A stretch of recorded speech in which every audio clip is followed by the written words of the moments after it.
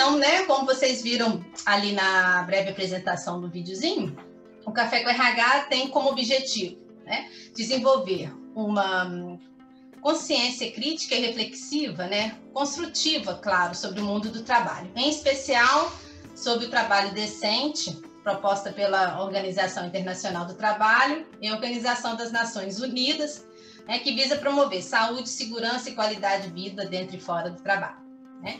Como também trazer para debate as novas perspectivas de uma nova economia, né? A Economy for the Common Good, economia para o bem comum, que busca, né, desenvolver um mundo mais sustentável.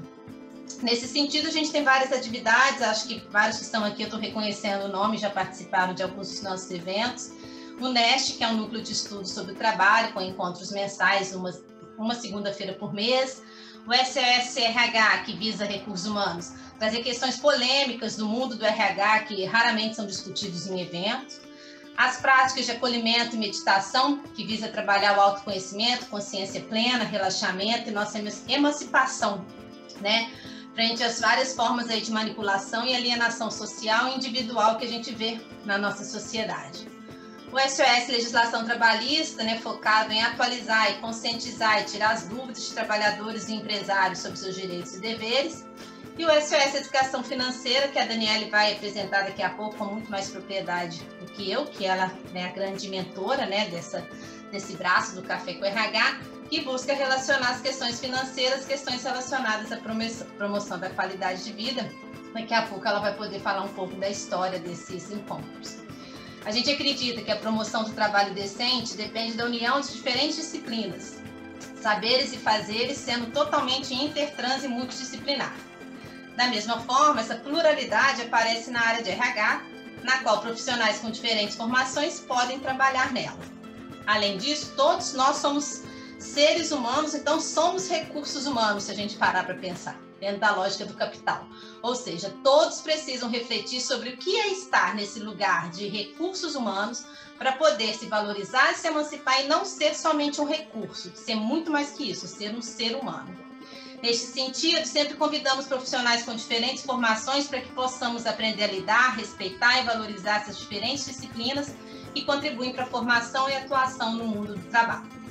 Acreditamos que tanto a universidade como as empresas precisam evoluir muito na construção de ambientes que realmente valorizem as diferentes competências que as diversas formações podem oferecer para construir um mundo do trabalho bem melhor no nosso país. As críticas, as reflexões, as filosofias, as posições dos convidados e participantes diz respeito à diversidade de pensamento e à liberdade de expressão previsto em ambientes e regimes democráticos. Mas isto não obrigatoriamente repete as posições e pensamentos da equipe do Café com RH, mas sim a pluralidade de pensamento na universidade, a qual tem um ambiente propício para a sua disseminação. Opa, já esqueci onde eu estava. Especialmente pensamento crítico e reflexivo, que tanto falta na sociedade, que é o foco das nossas universidades públicas, né, tentando desenvolver. Assim, as críticas nos eventos universitários vão acontecer e são importantes que ocorram, ou seja, a pluralidade de ideias e a diversidade de pensamento.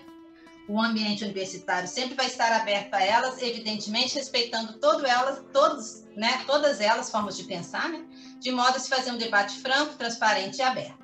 Já pessoas com posicionamentos defendendo nazismo, entre outros pontos que violam nossa Constituição, incitação à violência e Estado democrático, é claro que serão imediatamente bloqueadas e excluídas do evento, não vão conseguir retornar. Ok? A gente agradece imensamente a presença de todos vocês, né? Já vou passar para a Daniele fazer uma retrospectiva de tudo que já aconteceu no SOS Educação Financeira. Gratidão à equipe de voluntários, a vocês, meus queridos colegas, novamente por estarem aqui, e a Milene, que está aqui nos ajudando. Qualquer dúvida, a gente vai conversando pelo chat também, tá bom? Bom evento para todos. Bom, gente, boa tarde a todos. Eu sou a professora Daniele, como a Isabela apresentou. Sou professora de Finanças do Departamento de Administração da UF. E eu fico sempre muito feliz quando eu assisto esse vídeo da Isabela, eu sempre falo isso para ela, porque eu não tive presencialmente lá, né? Então, ela me mostra um pouco do universo da UF, da realidade que ela conhece, que a Renata conhece, e que eu não conheço. Então, assim, eu fico muito feliz E eu entendo que tudo está muito interligado, como a Isabela fala, né? Eu acho muito bacana o projeto Café com RH, porque ele dá todas essas possibilidades de integração das áreas.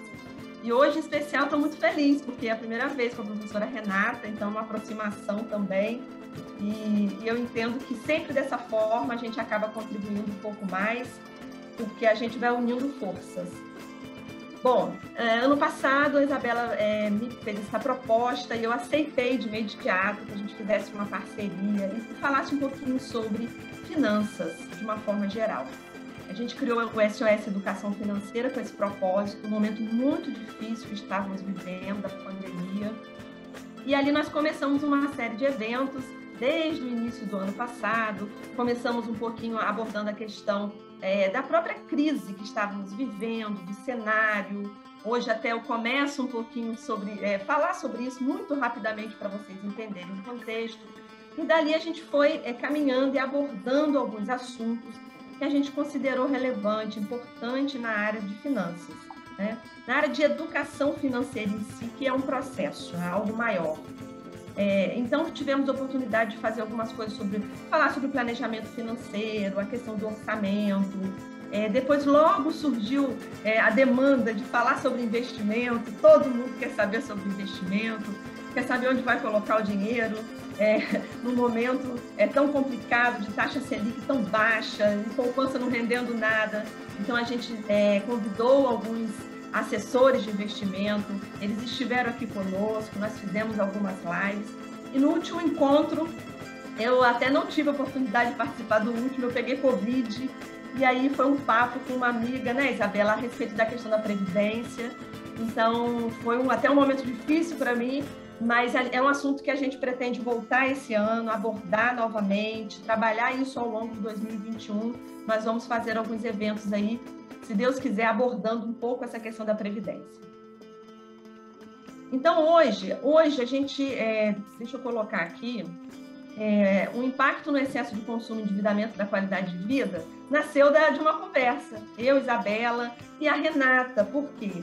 Porque essas coisas estão muito interligadas e a gente achou interessante abordar isso aqui para vocês, tendo em vista o que as pesquisas têm mostrado do nível de endividamento da família. Então, é algo muito assustador e que a gente entendeu que precisa fazer alguma coisa, levar conhecimento, discutir, trazer informações e trazer isso à tona, para ver de que forma a gente consegue resolver essa questão. O que me chama muita atenção no Café com RH é isso, essa questão de trazer o conhecimento da universidade para a vida prática, para transformar nosso dia a dia. Então, eu sempre falo muito isso com os alunos. E a minha área, então, que é a área de finanças, os alunos comentam muito isso. A semana mesmo eles falaram isso comigo. Às vezes a gente tem a ideia da finança como algo tão distante, ou a gente estuda, faz prova e tem dificuldade de aplicar isso na nossa vida. E não pode ser assim, né? A gente precisa mudar isso. Bom, eu vou falar um pouquinho, rapidamente. Isabela, fica à vontade, Milena, para me cortar, porque o professor fala muito. Vou tentar me vigiar aqui no horário. E depois a Renata vai falar um pouquinho para vocês sobre a parte dela, que ela tem muito mais propriedade para falar com vocês sobre consumo, anticonsumo, do que eu. Bom, como eu falei, o SOS Educação Financeira, ele iniciou muito... quando a gente idealizou isso, a gente pensou muito na complicação do momento da pandemia.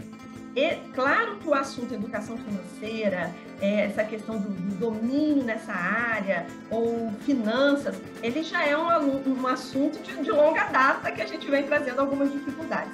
Mas na pandemia, em tantas situações se agravavam, isso ficou muito forte.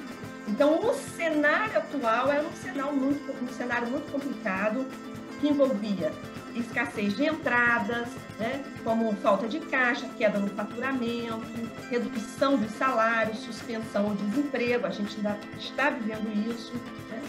A própria questão do confinamento, o consumidor comprando menos em alguns setores, e com continuidade das saídas, quer dizer, a gente continua tendo nossos compromissos, as empresas também com fornecedores empregados, despesas familiares. Então, essa escassez de entrada, com essa continuidade das saídas, e com dois agravantes muito complicados, que são a questão das incertezas, tanto econômicas quanto políticas do nosso país.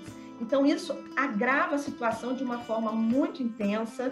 E é tudo isso que gera essa palavrinha que a gente tanto escuta falar aí de volatilidade, né? A coisa fica muito volátil, fica incerta, fica duvidosa. E aí a gente vê isso sendo retratado no cenário econômico, na parte de finanças especificamente. Então, a gente viu muito isso na Bolsa, a gente viu essa questão da subida do dólar. Então, a gente tem um cenário muito incerto e as pessoas estão ficando muito inseguras em relação a isso, né? Então, isso é um cenário de crise. Tendo em vista isso, a gente traçou alguns planejamentos que foi desenrolado em 2020 e que agora a gente vai dar continuidade. A gente entende que tem mais discussões, a gente pode voltar nas discussões que já foram feitas, mas a gente tem algumas outras discussões a seguir. E hoje, especificamente, a gente traz aqui essa questão do nível de endividamento da família, do grau de consumismo, né? Então, eu trouxe duas pesquisas só para citar para vocês, que essa pesquisa aqui é uma pesquisa global, trouxe duas, né? Tem diversas, mas essa é uma pesquisa global sobre educação financeira, que foi feita ali, deixa eu tirar aqui da frente aqui, que foi feita ali por uma universidade lá em Washington, e ali foi feita com 150 mil adultos, uma pesquisa mundial, com muitos países, 140 países, e eles analisaram 4 conceitos financeiros que a gente fala, né? Diversificação de risco, inflação, habilidade numérica das pessoas e juros compostos.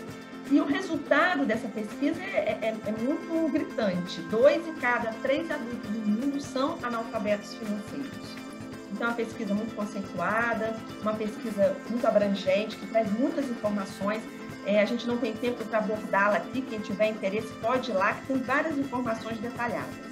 E uma outra que a gente trouxe aqui, essa pesquisa da Confederação Nacional do Comércio, de Bens, Indústria e Serviços, que ela é feita há bastante tempo e ela revela o endividamento da família. Então, esses dados, por exemplo, que eu trouxe aqui, só uma parte para mostrar a vocês, eu peguei em 2020, eu ainda não atualizei com os dados desse ano, que já tem, porque ela faz anualmente essa pesquisa. Então, o percentual de dívidas da família, ele chegou a 65,1% em fevereiro de 2020, demonstrando um crescimento imenso.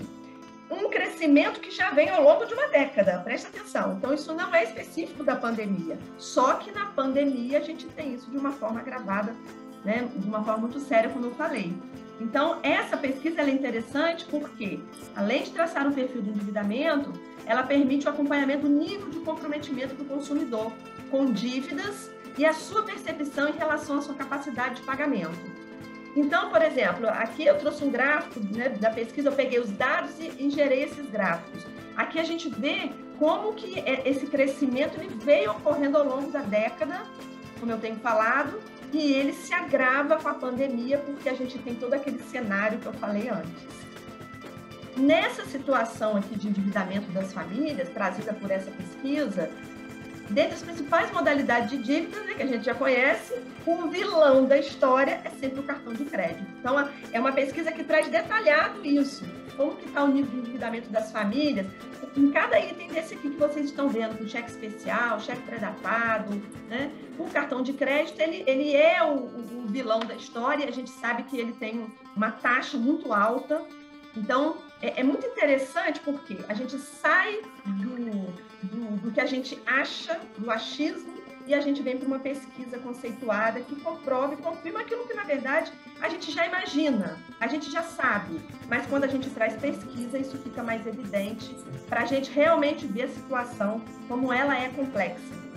Dentro dessa pesquisa, eles ainda mostram o grande percentual de famílias que, além de estarem endividadas, elas assumem que não tem como pagar as dívidas.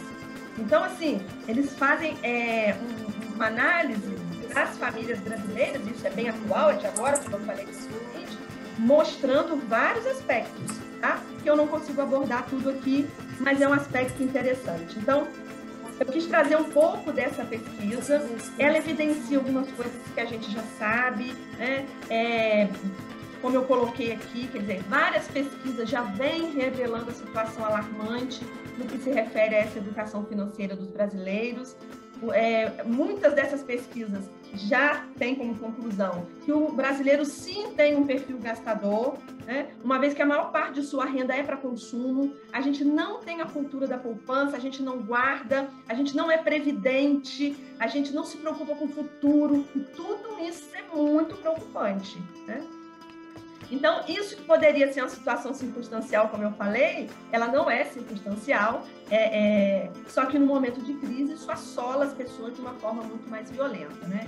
A gente observou no gráfico que durante a última década toda, a gente teve uma variação crescente desse endividamento das famílias e com tendência de crescimento, que é o que preocupa, né?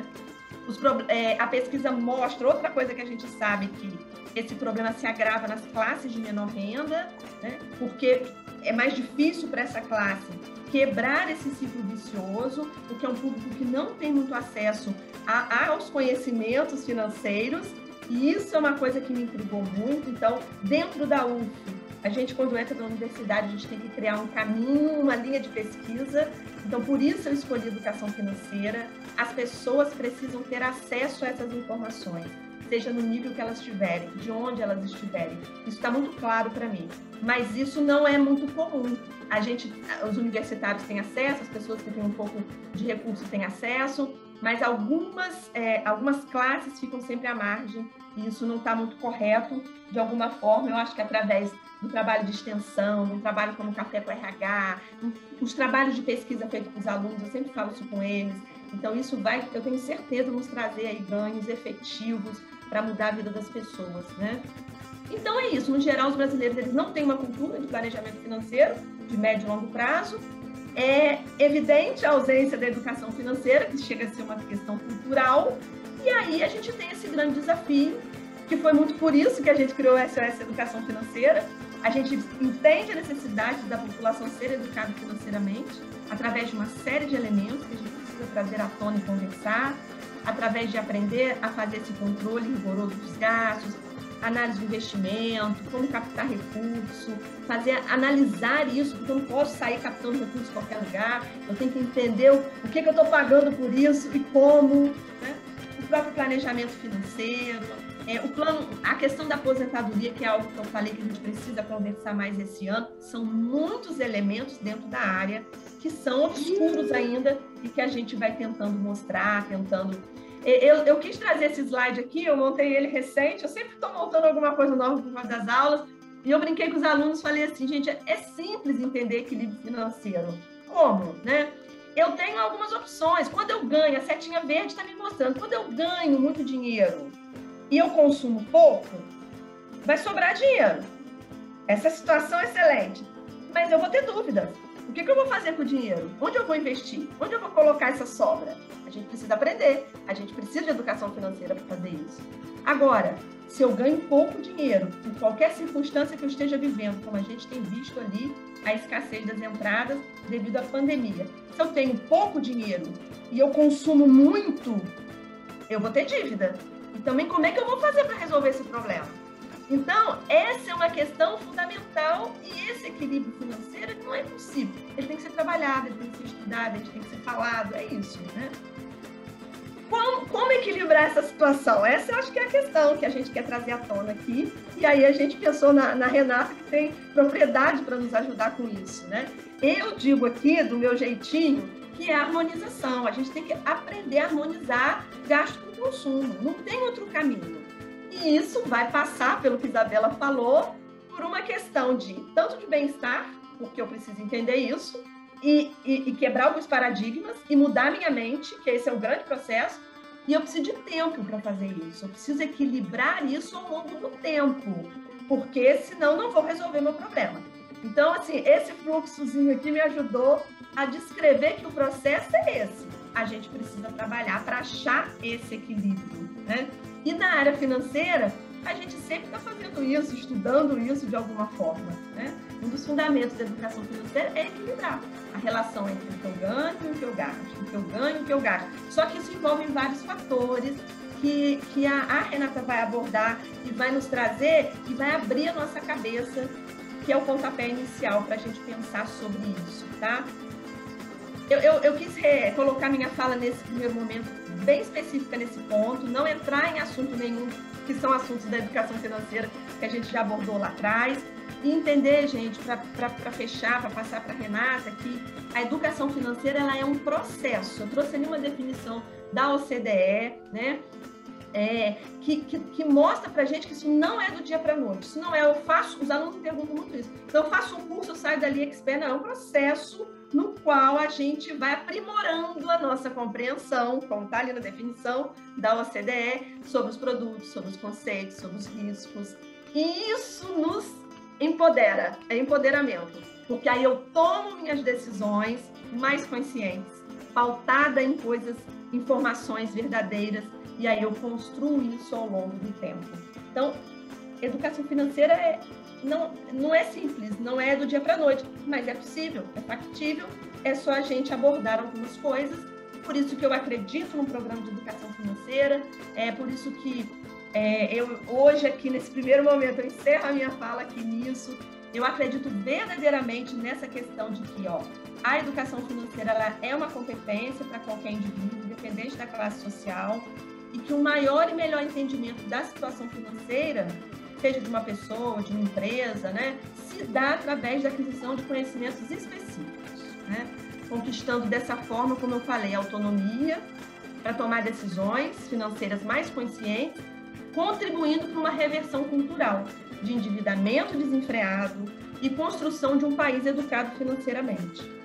Muito mais para mim que uma iniciativa de empoderamento empresarial, eu vejo ela como um programa de socialização, porque ela proporciona às classes de menor renda capacidade para lidar com questões de controle de gastos e principalmente o uso consciente do crédito. Então, eu verdadeiramente acredito nisso, acredito que da classe, né, mais baixa a gente pode trabalhar e ser um processo bem diverso. Por isso que a gente tem visto algumas mudanças aí em BNCC, na área de educação, as crianças estão tendo isso, eu tenho filhas de 6 anos, eu vi o projeto da escola recente, eles adotaram um livro de educação financeira na floresta, uma graça. Então, assim, é um processo que tem que começar cedo, quanto mais cedo melhor, ou a gente precisa correr atrás do tempo perdido aí, tá bom? Que a Daniela entrou na UF ano passado, na pandemia, por isso que ela não conhece, né, Dani? Ainda fisicamente, né, nosso contexto universitário. Ela conheceu todo mundo virtualmente. E ela, muito legal essa pegada que você fez, Dani, colocando a responsabilidade no indivíduo, no governo, vamos dizer assim, na sociedade, né? E como que isso tudo articula com a questão de comportamento do consumidor, que a Renata é especialista, a economia comportamental, que agora eu comecei a ler uns livros sobre isso também, estou achando fantástico, depois vou indicar uns também, se vocês tiverem para indicar, seria muito legal indicar para a galera, né? E como que a tomada de decisão em relação ao que você quer na sua vida, né? Como que o processo de autoconhecimento também é super importante, é super...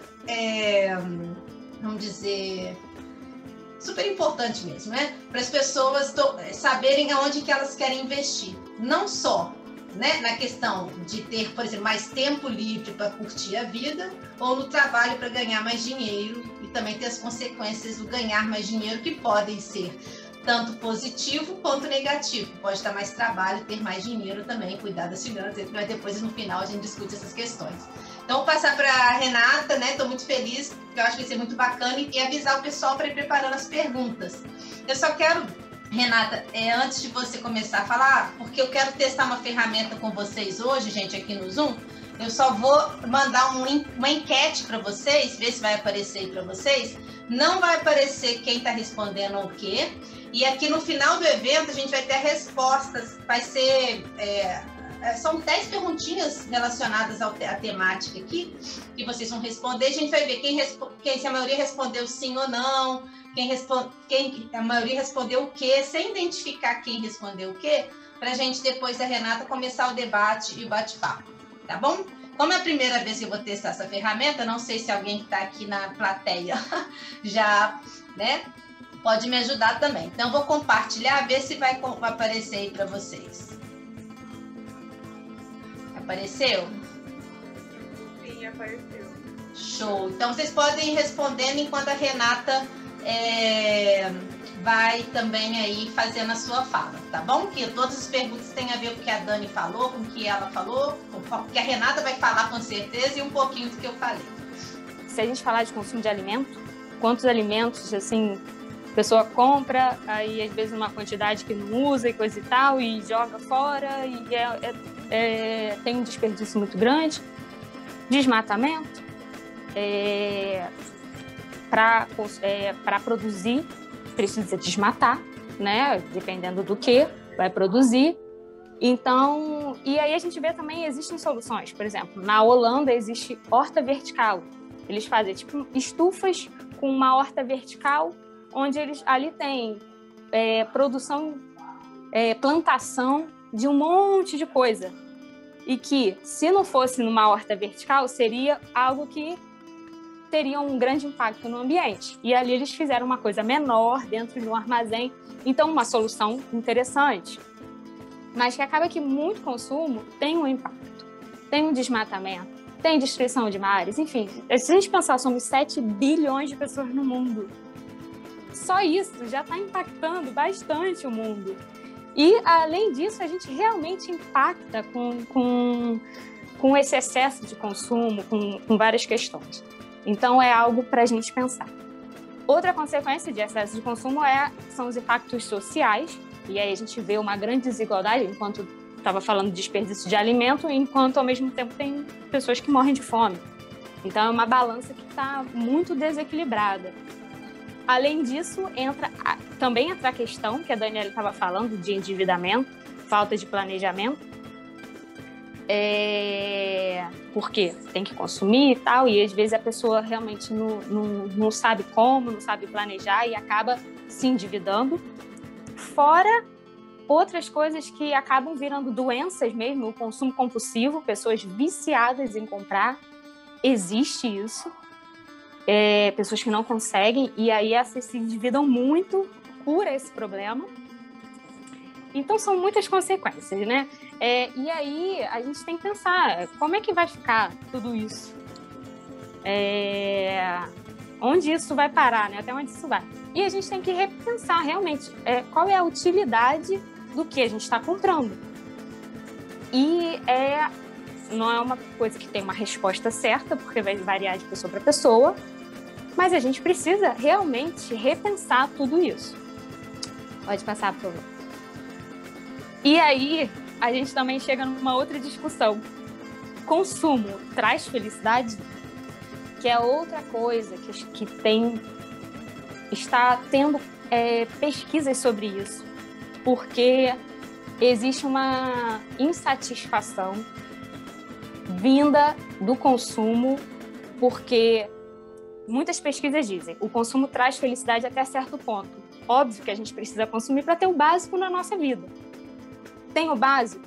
Ok. Daqui para lá, o que não é necessário, aí não necessariamente vai trazer a felicidade. Não é isso que vai trazer a felicidade para gente. Que muitas pesquisas falam, né? E não tem uma balança, não tem um padrão. Para cada um vai ser de um jeito. Óbvio, cada um tem o seu equilíbrio. Mas é algo que está sendo discutido, e as próprias pessoas, porque em muitas pesquisas as pessoas falam, eu quero muito comprar aquilo, aí eu compro, aí eu fico muito feliz, mas é uma felicidade que daqui a pouco acaba e eu já estou infeliz de novo, e aí a pessoa nunca fica satisfeita. Então isso é algo que realmente é preciso pensar muito. Será que onde você está buscando a sua felicidade? O consumo traz realmente felicidade? Pode passar, por favor. Renata? Oi, já dá 3 minutos, né? Não, tem ainda tá, 10 minutos. A primeira pergunta da enquete foi: consumo leva à felicidade? Eu acho que isso aparece para você, para mim, para Milena e para Dani. Eu não sei se apareceu para todo mundo, que eu vou fechar a pesquisa agora. Apareceu da galera que está presente, quase metade, sim, 52%, e não 48%. Porque é algo que realmente cada um vai ter a sua balança. Até um certo ponto vai trazer, porque a gente tem que ter o básico. Sem esse básico a gente não consegue viver. Mas a partir de um certo ponto, Não necessariamente, não é daí que a gente vai tirar a nossa felicidade. E, felizmente, muitas pessoas têm, assim, refletido sobre isso, questionado isso, repensado, né? Muita gente está repensando e tentando mudar. E o próprio Café com RH promovendo meditação, as pessoas muita gente buscando meditação, buscando fazer um yoga, buscando uma terapia, uma autoanálise, se conhecer melhor, porque a gente olhava muito pouco para dentro da gente e a pandemia acabou também trazendo isso, a gente acabou sendo obrigado a conviver com a gente mesmo e tentar, e aí muitos monstros saíram, né, da caixa dentro da gente aqui e a gente teve que aprender isso. Mas esse autoconhecimento, meditação, yoga, muitos livros que podem ajudar e as pessoas estão buscando essas soluções, né? Tentando aprender, porque é uma insatisfação, é como se não estivesse se encaixando em alguns discursos prontos que o mundo bota e fala, não, mas eu não acho que é assim, eu não estou feliz, né? Então, alguns movimentos têm acontecido, até pelo consumo, se pensar em meio ambiente, nos impactos, tudo isso. Eu não sei se vocês já ouviram falar nesses movimentos. Existe o Dia do Não Comprar Nada, que é sempre o último sábado de novembro. Existe o Dia Mundial Sem Carro, que é sempre 22 de setembro. Existe a Segunda Sem Carne, a Hora do Planeta, que é o economizar por 1 hora, apagar as luzes, sempre no último sábado de março. E existem pesquisas, várias pesquisas que estão com foco no consumo consciente, ético, consumo verde, consumo socialmente responsável. Isso tudo é bom porque a gente vê que está avançando. E aí tem o anticonsumo. E aí o que é anticonsumo? Tem vários tipos de anticonsumidores. Existem as pessoas que deixam de consumir uma marca específica porque ela é ativista. Por exemplo, agora mesmo está tendo um movimento muito grande de pessoas boicotando marcas que testam em animais. Isso é um tipo de anticonsumo, que são as pessoas que estão deixando de consumir de marcas específicas por fazerem comportamentos que as pessoas não concordam. Tem as pessoas que deixam de consumir de forma geral, reduzir algum consumo por causa do impacto global. Então, tem essas pessoas. E tem as pessoas que estão tentando simplificar a vida. Reduz o consumo de forma geral para ter uma vida mais simples. No doutorado, eu estudei essas pessoas e foi muito rico de aprendizado. Muitos depoimentos, muitas questões. São pessoas, assim, eles estavam questionando o excesso de trabalho, porque trabalhar mais, você fica preso no ciclo para ter mais. Então, é o questionamento sobre o ter. Pensando em redução de consumo, o que eu posso reduzir. Então, eles faziam um mapa da vida deles para ver, eu posso reduzir aqui, aqui, aqui, para simplificar a vida, para ter mais tempo de qualidade. E para ter mais dinheiro, sobra mais, ou não sobra, mas equilibra a finança e não fica mais endividado. Então, tudo isso foi o fruto desses questionamentos que as pessoas estavam fazendo e começaram a colocar em prática. Aí tem várias formas. Elas falam assim, presente, já não dou mais, já não compro, eu faço à mão, eu faço um presente à mão, ou é uma experiência, vamos passar um dia na praia, é o presente, alguma coisa diferente. Então, aí pensa no descarte dos produtos, redução do lixo, porque a gente gasta muito lixo. Às vezes, a gente, no mercado, bota um caixa de banana dentro de um saco para pesar, para depois de dentro de um saco. Gente, quanta embalagem é essa? Então, redução do lixo, reaproveitamento de materiais. Aí tem gente que faz mesa de pallet, reaproveita as coisas. Fazem trocas. Não preciso mais disso, eu também não, vamos trocar.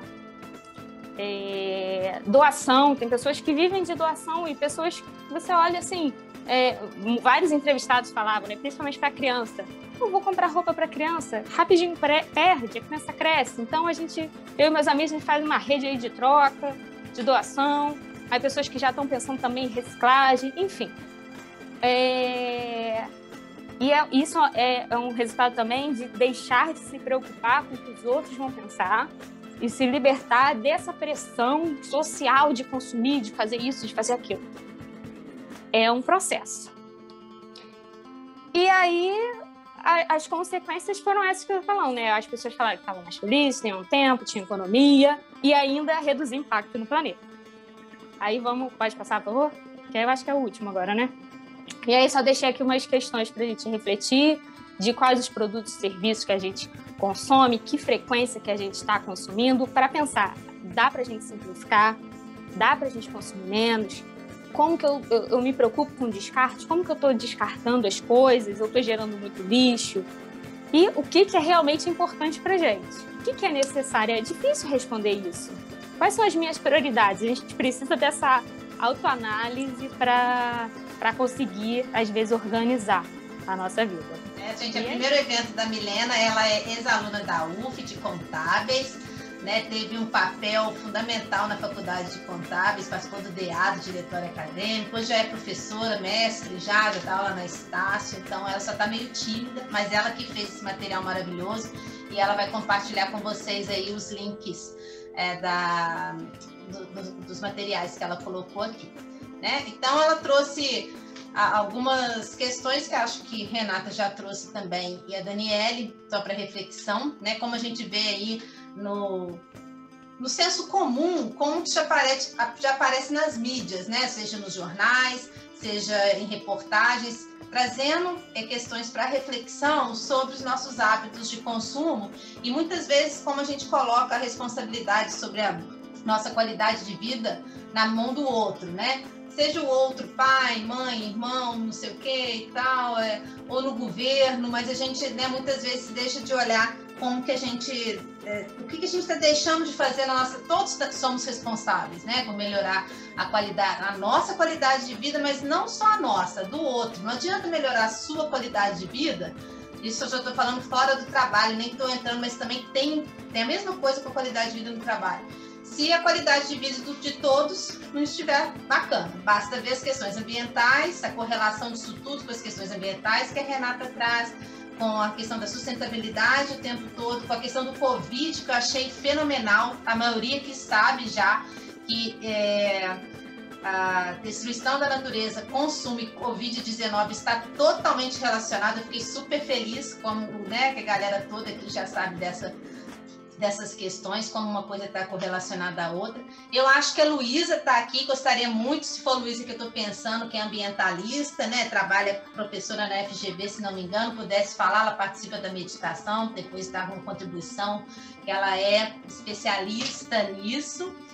E aqui, então, são algumas questões, né, para refletir. Igual, use, compre, beba, coma, prove o que eles pensam que nós somos. E o que nós somos, né? Quem está direcionando isso que a Renata traz, a nossa identidade? Se a gente não souber quem a gente está muito passível de manipulação dos outros imporem para nós quem a gente é. E daí porque a gente fica alienado, massacrado pelas redes sociais, pelas mídias, pela propaganda, pelo marketing, muitas vezes consumindo por uma questão de querer status e por não ter esse autoconhecimento do que quer. Um dos livros que eu tô lendo, que eu acho fantástico, não sei se vocês conhecem, é a Escassez. Você já ouviu falar, Renata? Uma nova forma de pensar a falta de recursos na vida das pessoas e nas organizações. E caiu como uma luva quem me indicou esse livro durante o Covid-19. Porque esse livro traz como que as pessoas vão descobrindo novas formas criativas de viver e ser muito mais feliz com a escassez. É fantástico, né? Tanto no sentido das organizações se reinventarem e serem mais felizes, ter mais saúde organizacional e para todos envolvidos, stakeholders também pensando em funcionários, seja melhores produtos, serviços, etc. Como o próprio indivíduo pensar, né, como que ele lida com a escassez. E escassez de tempo. Uma das coisas que a gente mais reclama é não ter tempo, é mais que não ter dinheiro, né? E por que a gente tem... É uma forma de escassez do tempo na sociedade contemporânea, frente ao neoliberalismo, né? Aí que faz com que, se você tem tempo, se você para meditar, para caminhar na praia, para curtir a vida, curtir seu filho, fala, nossa, você não trabalha não? Você fica até com culpa de curtir o ócio, porque você não pode ter tempo livre. E um dos indicadores principais de qualidade de vida no trabalho e relacionado à forma de organizar o trabalho para ter um trabalho decente, segundo a OIT, né, baseado também em estudos da ONU e tal, é você ter tempo livre para gozar a vida. E gozar a vida vai muito além do que está trabalhando, né? Tem muito mais coisa para fazer do que trabalhar para ganhar dinheiro só, né? Então, isso é uma questão que eu já coloco para mexer com vocês, inquietar, deixar vocês nervosos, até pesadelo com isso hoje à noite, né? E aí a Milene traz para refletir também o consumismo e seus efeitos, né? Que acho que a Renata trouxe de uma forma muito bacana, né? E a economia comportamental, que agora estão surgindo vários livros, é muito recente, né? Os estudos, as publicações. Eu acho que é bacana, né, a galera começar a entender um pouco mais disso, que a economia comportamental reflete o comportamento do indivíduo, dos grupos, das organizações e de toda uma sociedade. Então, a gente tem que educar indivíduo e indivíduo para transformar toda uma sociedade. Esse outro livro, Rápido e Devagar, é um best-seller. Eu achei que não era nada, que não ia ser bom e tal, mas fantástico também. Duas formas de pensar, do Daniel Kahneman, Prêmio Nobel de Economia. Cara, muito bom, né?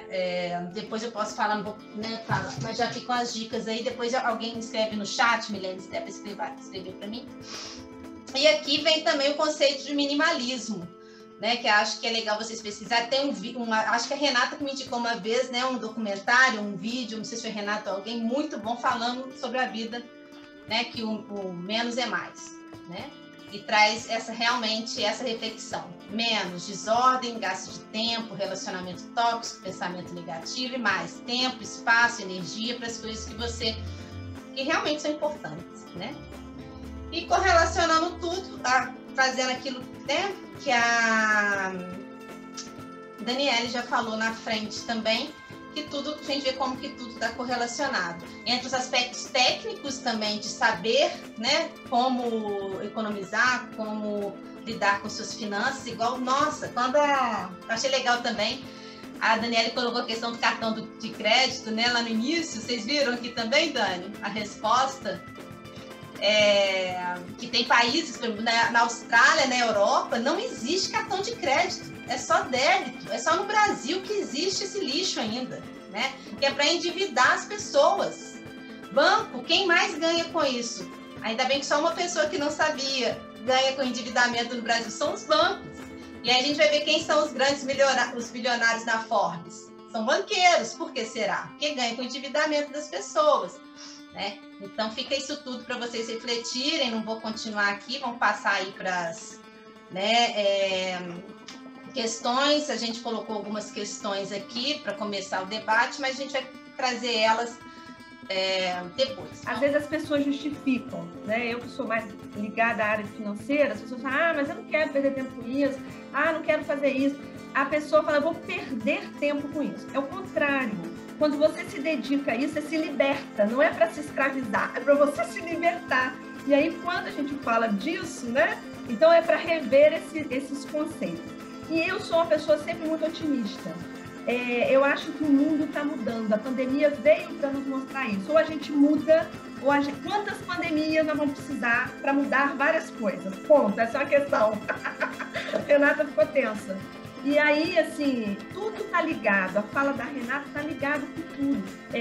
A CVM, que é a Comissão de Valores Imobiliários, que mexe com essa questão do mercado financeiro, hoje a gente tem um selo aí chamado de Environment, Social e Governança, quer dizer, meio ambiente, a questão social e a questão de governança. Parece que 30% só das empresas que estão na Bolsa que atendem esse selo. Todas vão ter que atender. O futuro vai ser esse. As pessoas vão ter que mudar de consciência. É isso que a gente precisa entender. A gente pode alavancar isso de uma forma mais rápida no pequenininho, sabe, Isabela? As pessoas têm que entender que tem que começar dentro de casa, como a Renata falou, né? Mas há uma tendência de mudança e tem coisas para vir na frente. A gente precisa ter essa visão. E só complementando o que a Isabela tinha falado da cultura do trabalhar muito, que fica até se sentindo mal por ter tempo, que é uma realidade aqui, aquela coisa, né, de vai embora do trabalho às 6 e pergunta se está desmotivado, e às vezes é uma pessoa que reclama disso, às vezes chega num cargo de chefia e replica isso. E em outras culturas, não, se trabalha, em alguns países se trabalha 6 horas por dia. E chega em casa porque é importante todo mundo jantar junto, a família, e ter tempo livre, fazer um trabalho social e outras coisas, e que aí quando você vê a pessoa produz mais, trabalhando menos, produziu mais, e o índice de felicidade é maior. Então, assim...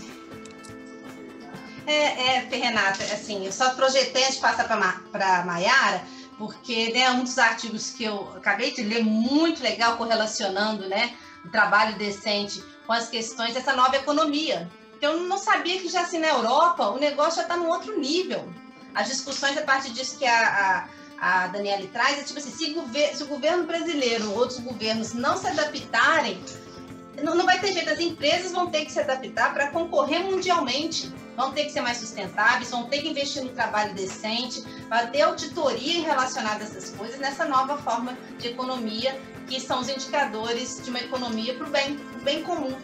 E graças a Deus, eu também sou muito, igual a Daniela, resiliente e otimista, que isso uma hora vai chegar, porque já está batendo na porta, né? Então vai ser uma questão de mudança de comportamento individual para organizacional, para societal, independente se governos quererem ou não, senão não vai ter como concorrer internacionalmente. Então, nesse sentido... Como que a gente forma um aluno ou ajuda nesse processo formativo, ninguém forma ninguém, não falando isso para ele, né? Num curso de administração, o cara tem que entender, olha só, o mundo vai mudar, é outro, muda a sua cabeça. Então, isso é muito importante, porque senão a gente fica, né?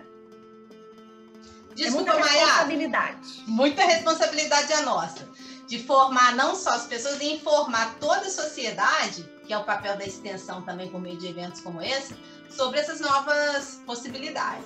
As redes sociais influenciam o consumo simbólico e até que ponto as indústrias se aproveitam desses dados obtidos nas redes sociais. Usa e abusa, Patrick, mas vou passar para a Renata, que é especialista no tema. Basta ver os documentários, né, Dilema das Redes Sociais e Grid Hacker, para ver o quanto que a gente é abusado. Vamos lá, Renata. Exatamente.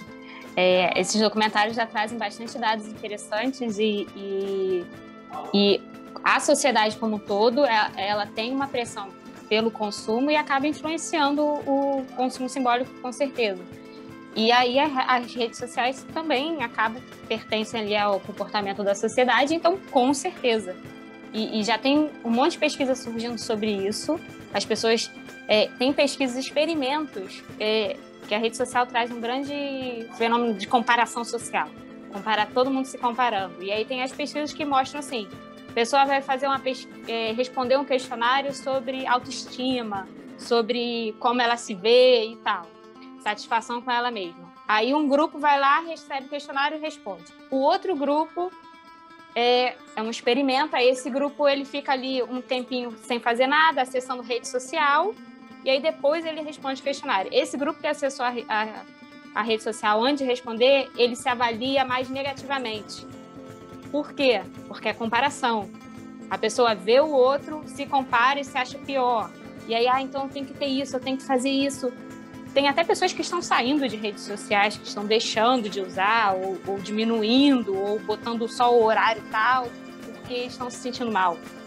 Então, isso impacta no consumo, porque você acaba, fulano fez isso, comprou isso, eu tenho que ter, eu tenho que comprar, eu tenho que participar desse grupo. E aí é outra coisa, né? Que as pessoas querem participar de um grupo. E aí, qual grupo você participa? Esse grupo está te fazendo bem, não está? É toda uma análise que você tem que fazer. Patrick, além disso, né? Minha formação em psicologia social, né? Aplicada às organizações de trabalho. Então, estudei muito a questão do abuso, não entender como as pessoas pensam e se comportam para querer manipulá-las, o que é muito triste, é desesperador, né? Como que muitos profissionais de outras áreas pegam esse conhecimento da psicologia, que é lindo, que era para o bem comum, para abusar do comportamento das pessoas em relação ao consumo, né? E Inclusive consumo infantil. Nossa, consumo infantil. Psicologia para consumo infantil. Isso aquele documentário The Corporation, a corporação, né? Dá um exemplo claro, né, de como manipular as crianças a saberem como manipular os pais para conseguir o que elas querem. E eu vivo isso com meu filho diariamente, apesar dele, graças a Deus, não ter sido da mesma época minha, que ele agora escolhe as coisas que ele quer ver, não é manipulado pela TV mais, né? Que tá lá as propagandas, né? Nem os canais, ele já tá só no YouTube, ele escolhe o que ele quer ver. Acho que diminuiu até um pouco isso. Mas eu esqueci o que eu ia falar. Você falou o negócio da... Desculpa, a gente estava falando das empresas, né? Caramba. E de como assim... Desculpa, interrompi. Não tem problema não, é coisa de velha, né? Depois dos 45 a gente vai ficando desse jeito. Mas depois volta o meu raciocínio aqui. Eu acho que estava querendo trazer essa preocupação. Lembrei.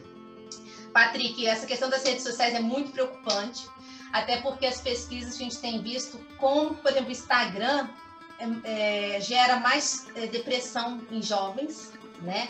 É uma das redes sociais que, para a galera que não tem a mente aí totalmente formada, como que é manipulada e como que isso, por exemplo, meninas de 12 anos querendo aumentar os seios, né, com plástica, cada coisa assim surreal. Então é uma coisa que a gente tem que preocupar muito, tanto que a gente vê para as questões de eleição, como que, né, manipula para as eleições, como para qualquer tipo de comportamento onde está relacionado a alguma tomada de decisão, alguma escolha. Então isso influencia muito as tomadas de decisões, é muito perigoso as redes sociais. A gente também tem que fazer um movimento não só anti-consumo, mas anti-redes sociais. Igual a campanha do Café com RH que tem, se vocês verem nas nossas redes sociais, redes sociais use com moderação, porque a gente já vê as pesquisas como que é preocupante. E só acrescentando que as propagandas na internet, elas vão vir de acordo com o que se conhece de você. Então, vai vir customizado. E aí você está o tempo inteiro recebendo aquela propaganda de algo que você quer. Aí chega uma hora que você não resiste e compra. E aí você não precisa, mas você compra o que você achou bonito, você quer quando você está comprando muito. Então, com certeza, tem essa coisa das empresas se aproveitarem para fazer você consumir mais, e enfim, é complicado. A gente tem que criar um movimento também. Então, hoje eu estou empolgada com movimentos. Não dê like, venda like, né? Porque cada like que a gente dá de graça, tem gente ganhando muito dinheiro. Então, para conquistar o meu like, cara, é muito difícil eu dar um like. A gente tem que educar as pessoas, porque, né, vale muito um likezinho, né? A gente tem que começar a vender like, porque são dados, que é isso que a Renata colocou. Eu acho que o mais difícil de reduzir o nosso consumo é o pensamento do eu mereço, né? É a gente sempre imaginar que, não, eu vou comprar isso aqui, eu não preciso não, mas eu mereço. E eu acho que a gente vai se mimando, consumindo as coisas. E pra mim isso é o mais difícil, inclusive de reduzir o meu próprio consumo, porque eu sou uma pessoa que consome bastante, isso eu não tenho vergonha de falar não. Mas nesse sentido, entendeu? Do eu mereço, eu quero, é pra mim. E a gente não pensa sobre o que a gente está consumindo, né? Se realmente é necessário. Deu para ouvir direitinho, gente?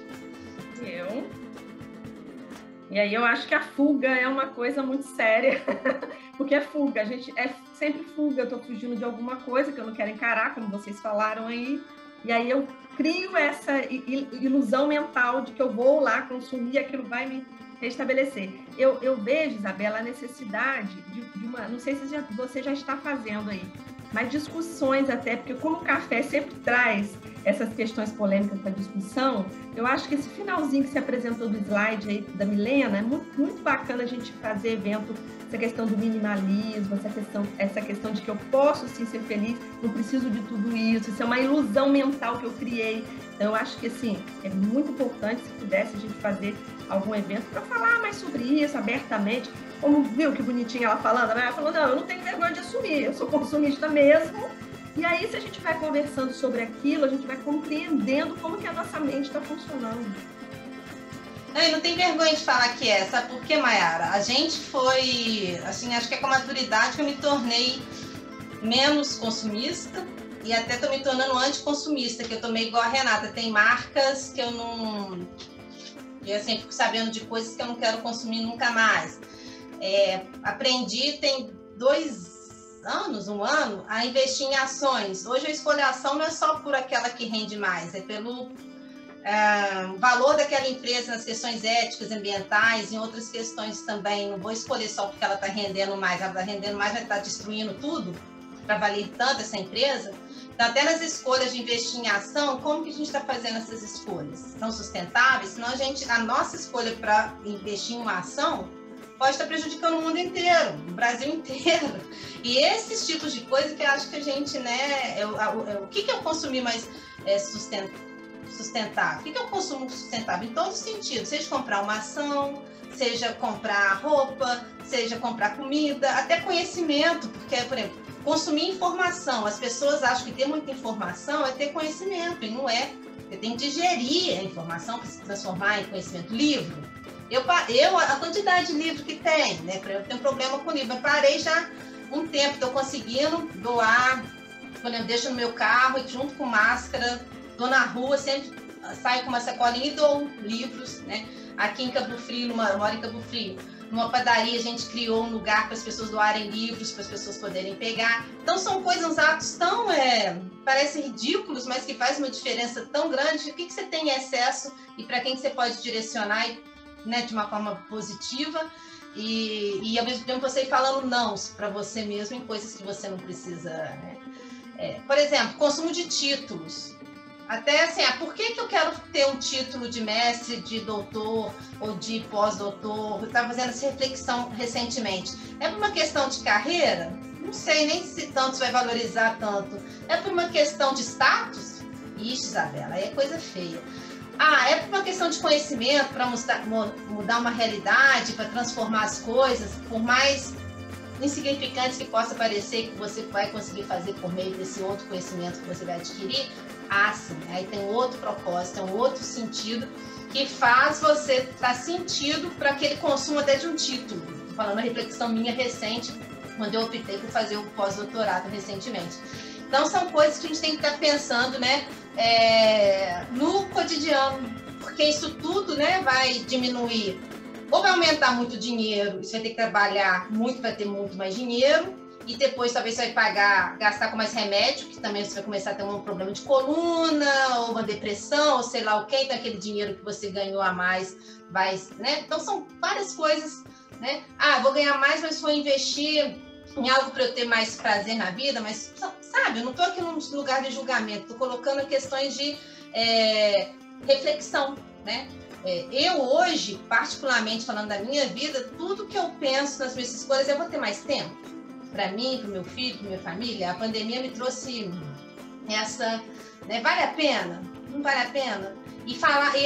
Acho que é um treinamento que a gente precisa fazer tanto, é falar não, muitos não, né? Não para isso, não para aquilo, para você ter menos escassez de tempo, menos escassez de dinheiro, inclusive, né? Porque se você falar não para comprar uma blusa que você já tem daquela cor, você está diminuindo a sua escassez de dinheiro, né? Se você está trocando celular ou carro todo ano, igual tem gente que troca de carro todo ano de celular. Você isso, aí, desculpa te interromper, aí vem a pandemia, você não sai de carro, deixa o carro na garagem aí 2 anos, aí depreciando, tá desvalorizando. Exatamente. A pandemia, ela vai ter que nos ensinar, ou a gente vê de uma vez, ou a gente ignora e continua tendo problemas, mas a pandemia, ela tem um lado positivo, a gente tem que olhar por esse viés, de transformar. Quanta coisa, gente, nesses 1 ano e meio a gente não botou a mão, que a gente está acumulando dentro de casa, porque a gente não precisa, na verdade. Então, assim, é muito complexa essa discussão, mas ela é válida porque a gente tem que fazer esse esforço, a gente consegue. Vou voltar no chat, o bicho está pegando lá. E deixa só eu fazer um comentário sobre essa cultura do eu mereço, porque é uma coisa cultural, porque essa sociedade do consumo tem que consumir, é sempre assim, eu mereço. E as marcas, elas todas usam essa abordagem. Se você pega uma marca, por exemplo, de comida saudável, ela vai falar que você merece porque você precisa ter saúde, você precisa, vai viver mais, vai ter saúde, não sei o quê. Mas a marca lá do carboidrato, do hamburgão gorduroso e tal, ela também fala que você merece. Porque se você tá estressado, tá sei lá o quê, você merece. Vem cá, vamos ter prazer. Então, tudo é do você merece. E E só que a gente vai observando que isso não dá satisfação. A gente consome, ai, adorei, não sei o quê, daqui a um mês, uma semana, um dia, ai, já não é mais aquilo, ai, eu quero outra coisa. Então, a satisfação nunca vem, ela é muito momentânea. Por isso que a gente precisa, esse eu mereço, muitas pessoas estão começando a repensar o que eu mereço de verdade, né? E aí, a gente vê a quantidade de gente com algum transtorno mental na pandemia, né? Que, na verdade, já estava previsto em 2015, né, no índice de adoecimento e afastamento no trabalho, em primeiro lugar, no mundo ia estar as doenças mentais. Aí imagina agora na pandemia o que aconteceu. E muito por o quê? De repente, ter perdido o emprego, não pode consumir, ter aquele mesmo nível de vida e não se preparou para uma perda, né, de repente, assim, de um emprego e não tinha nenhuma reserva. E como que o cuidado, né, nesse sentido também, com o pensar essas questões internas, né, a pandemia trouxe muito mais coisa boa, trouxe muito coisas boas também, não falar mais coisas boas, porque a gente não está vendo o efeito ainda disso, mas vai trazer um processo de transformação muito grande no comportamento individual, societal, organizacional, que é o que a Daniele fala, não vai ter como a gente continuar, né, com esse padrão de pensamento, até nesse sentido, que eu preciso disso, que eu mereço isso, eu sou uma mãe tão dedicada, eu ralo tanto enquanto mãe, então eu mereço ir fazer um spa e gastar não sei quanto de dinheiro num fim de semana, né, e eu vou exigir isso do meu marido, ou eu vou me exigir de pagar isso para mim, se eu puder, mas depois eu vou ficar outra apertada, não vou nem ter dinheiro para comprar comida para dentro de casa. Então, são esses tipos de reflexões que acho que não vai ter como a gente deixar mais de fazer. A Raquel fala, né? Sei que o crédito é uma questão muito complicada aqui no Brasil, porque as pessoas não têm maturidade para usar o recurso. Mas não acho válido o uso para aqueles que não possuem poder de compra alto. Muitos brasileiros só conseguem comprar uma geladeira, uma máquina de lavar devido ao parcelamento em 10 vezes. O que você acha, Daniele? Acho que vai ser uma boa para você. Eu acho que é cultural. A gente precisa mudar essa forma de pensar. A gente precisa ensinar desde cedo, ensinar em comunidades. É o que eu falei, o pessoal com baixa renda, na minha opinião, a gente tem que ensinar a questão do guardar, do poupar, entender que ele vai atingir aquilo mais rapidamente do que se ele não fizer. E mostrar o outro lado, como vocês, né, falaram, então, todos nós falamos. Sempre por trás, não tem almoço grátis. Tem alguma coisa por trás que a gente não está vendo. Então, eu acho que a questão de educação é cultural. Então, se eu aprendo desde pequena essa questão do guardar, do poupar, mais rapidamente eu atinjo o objetivo. Eu aprendo o que é um juro composto, eu aprendo que o dinheiro rende dinheiro, sabe? Só que tem que quebrar um tabu, porque tem um tabu que falar de dinheiro é um problema. Quem falou isso? Então, assim, é muito complexo que as pessoas criam e cresceram com isso, né? Eu vejo alguns alunos, eles comentam sobre livros, porque às vezes a gente que vem da academia, a gente tem essa coisa do autor, né? A gente precisa do autor e trabalha os livros, mas você pega alguns jovens hoje e a gente tem que olhar para isso. Os jovens nos ensinam muitas coisas, né? E eles estão antenados em outras coisas devido à era digital, mundo virtual. Então você pega livros hoje que eles gostam muito de ler, né? Eu vejo, eu fico perguntando, como Os Segredos da Mente Milionária, O Pai Rico, o Pai Pobre, né? Então, assim, já é uma forma de você, como lidar com dinheiro. Eu vejo os alunos lendo, iniciando a ler os livros do próprio Gustavo Cerbasi, que fala muito disso, porque precisa mudar essa visão que a gente tem com o dinheiro. Não, mas é porque eu ganho muito pouco, aí eu não posso. Quem falou isso? Quem falou que eu tenho que ganhar muito para poder ter essa mente do poupar e do guardar? Então, é um trabalho cultural bem difícil, que a gente cresce ouvindo falar mal, né? E cria essa necessidade do crédito, que sim, se a gente tivesse desde a educação básica, ensinando as pessoas a poupar e administrar, o dinheiro não é algumas coisas que a gente vê em algumas escolas, assim, que nem já preparando a criança para viver do capital. Não é isso. Quer dizer, não é isso. Não é viver do capital, não é viver como trader, investindo e fazer dinheiro gerar dinheiro. Não é disso que eu estou falando. Isso é uma outra pegada. né? As pessoas minimamente saber economizar, saber isso, dar um sentido para a vida, para o objetivo da vida, e se quer ter muito dinheiro ou não quer muito ter dinheiro, por que eu preciso ter muito dinheiro, essa é questão de status, será que você é mais feliz? Esses tipos de reflexão, acho que é primeiro para as pessoas entenderem que elas não têm necessidade, que a gente vê pessoas de baixa renda, né? Que não foram educadas financeiramente, elas poderiam ter uma televisão que vale 500, 600 reais, mas elas cobram de 2.000 que nem cabe dentro da casa delas, na parede da casa delas, e ainda vai fazer mal provisão. Então é isso que a gente está falando da questão, né? Dependendo do tamanho da parede, a gente tem que saber o tamanho da televisão, o tamanho da parede, distância. Então as pessoas tem um cômodo na casa, são 10 pessoas morando ali, com uma televisão gigante na parede. Não é questão de julgamento, é questão de compaixão que a gente tem que ter com essas pessoas e precisa educar urgente, que nem celular. Por que eu tenho que comprar o mais moderno? Com cheio de coisas que eu não vou usar. É o que a Renata está falando, a propaganda está falando que você precisa disso e que você merece. Mas eu não uso nem metade daquilo que está no celular, então para que eu vou gastar? Então são esses tipos de reflexões que está faltando muito, acho que no país inteiro, no nosso Brasil, para que as pessoas entendam, né? Mas ao mesmo tempo eu entendo a pergunta da Cíntia, que a gente não vai ter tempo de discutir, que a gente pode pensar crédito, a questão do crédito no Brasil, um grande tema também, né? Para falar só, né, dessas questões.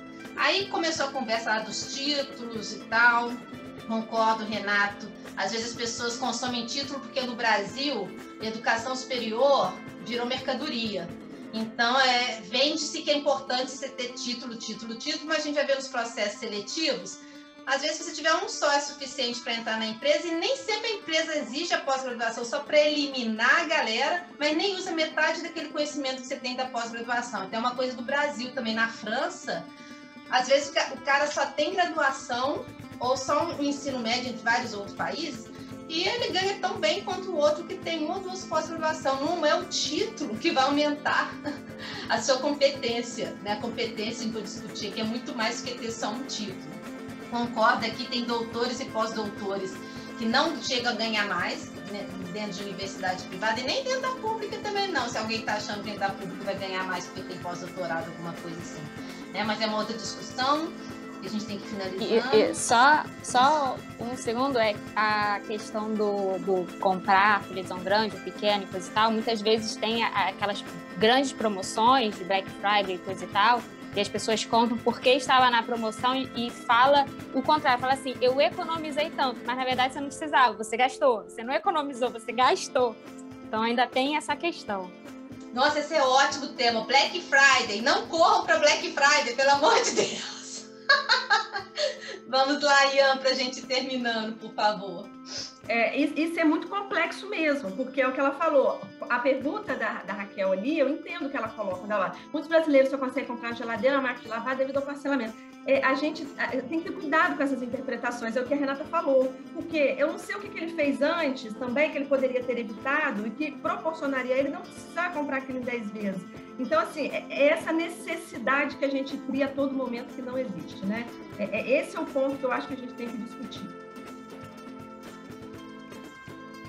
Vamos lá, Ian. Então, vou passar a última pergunta para o Ian. Poxa, tá tão legal. Olha lá o chat. Se eu não comprar nada, o desconto é maior.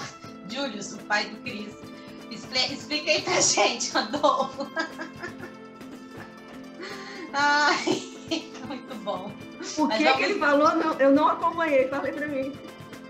Se eu não comprar nada, o desconto é maior. Muito maior, né? Eu concordo plenamente. Vamos criar essa frase, né? Isso aí divulgando para todo mundo.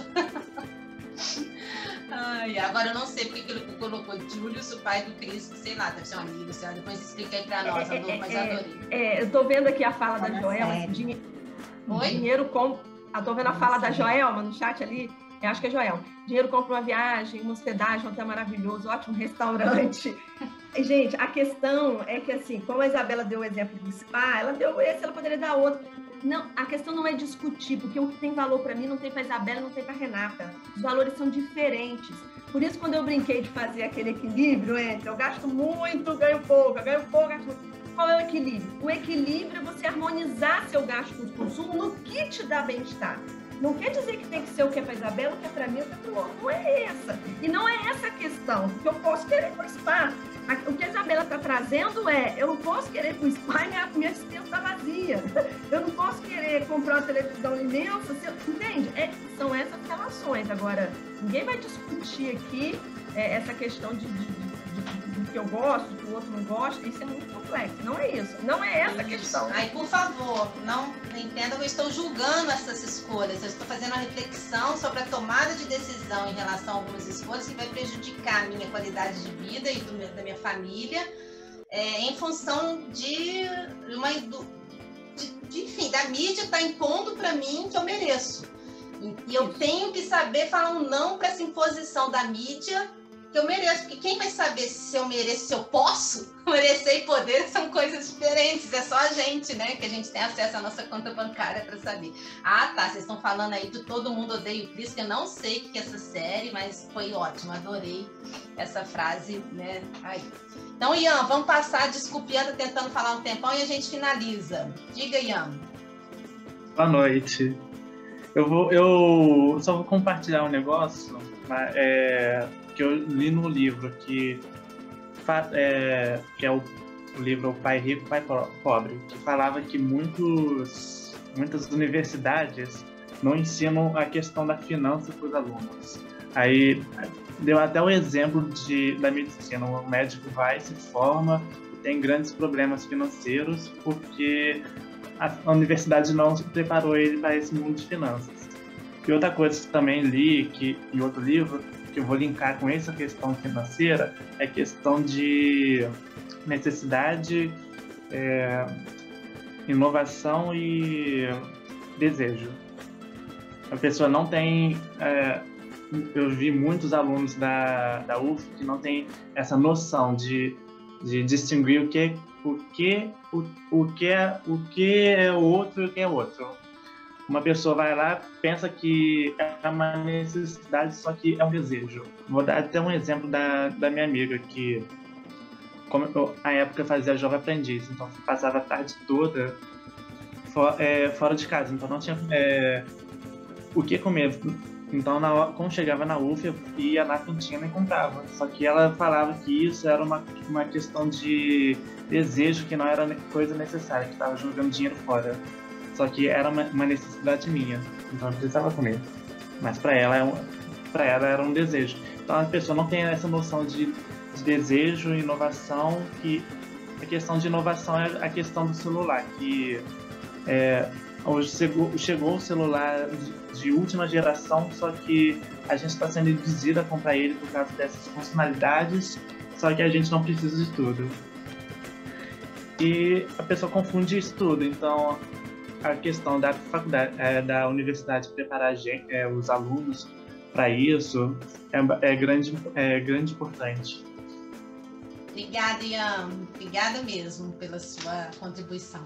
Gente, está ótimo, mas infelizmente, né, a gente tem que terminar, porque a gente está entrando em sala de aula daqui a pouco também. Gratidão, acho que foi muito produtivo, foi muito bacana. Nem deu tempo de conversar um pouco sobre os resultados da enquete, mas acho que todos viram e foi muito bacana essa experiência, né? Que acho que está bem relacionado com o que a gente conversou aqui. E aí, eu só tenho que dizer gratidão, né?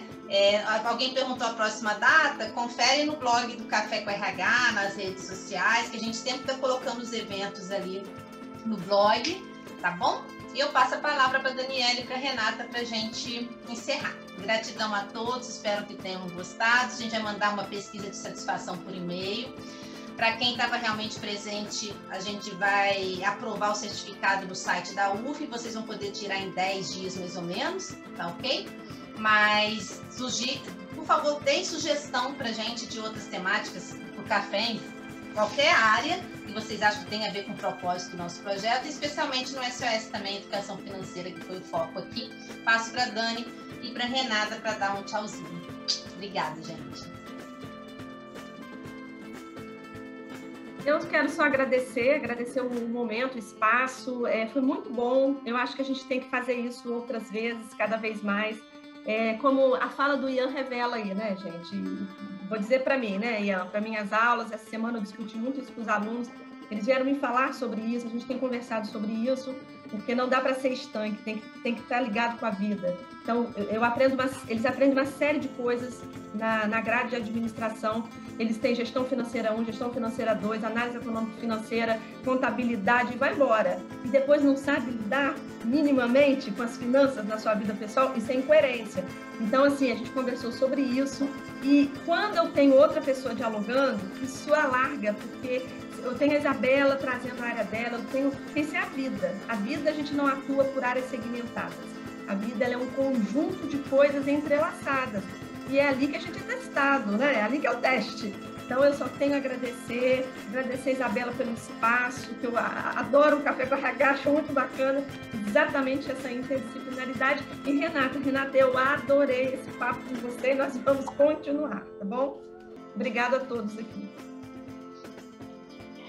Também queria agradecer o convite e achei que realmente foi muito legal unir essas diferentes áreas que falam coisas tão parecidas e complementares. Eu acho que é um tipo de discussão que é muito útil para todos nós na nossa vida e nada melhor como um espaço na universidade para debater, porque muitas vezes ficam os debates muito longe do dia a dia e existem esses temas que são importantes, tanto para as pesquisas avançarem e pesquisas que têm a ver com o nosso dia a dia e melhorar a nossa vida, porque são coisas que realmente são discussões muito úteis.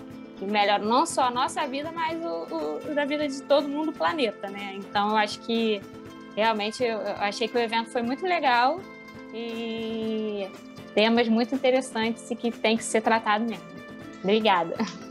Obrigada, gente. Vamos planejando aí outros. É uma pena, não sei por onde que foi criada as grandes áreas, o CNPq, essas coisas, né? Porque também geram os conflitos, né? A gente não conseguiu unir as áreas, né? É uma coisa, comecei a viajar aqui também e proporcionar coisas tão bacanas, né? Igual a essas questões da intertrans e multidisciplinaridade. Obrigada, muito bom. Você ia falar, Dani? Quer falar? Eu ia falar que nosso amigo lá, Carlos Henrique, da sua terra, que foi meu orientador no doutorado, né? Do programa interdisciplinar da UENF aqui em Campos, ele vive muito aí nas reuniões de CAPES, né, de MEC, e ele afirma que nos próximos anos teremos concurso só para quem é interdisciplinar. A exigência vai ter que ser interdisciplinar para ocupar determinada cadeira numa universidade. Eu achei isso fantástico. Isso é urgente. Porque... Vontade de continuar batendo um papo aqui com vocês. Vai ter muito polêmico, mas assim, ele trouxe essa informação recente, falando, gente, eu tenho certeza nisso, isso vai caminhar para lá, estamos bem próximos. Ai, que bom. Dessa exigência. Vai diminuir vários problemas e tudo vai ser melhor. Beijão, gente. Fica com Deus, boa aula, bom descanso. Vamos pensar em outros aí, tá bom? Obrigada, querido.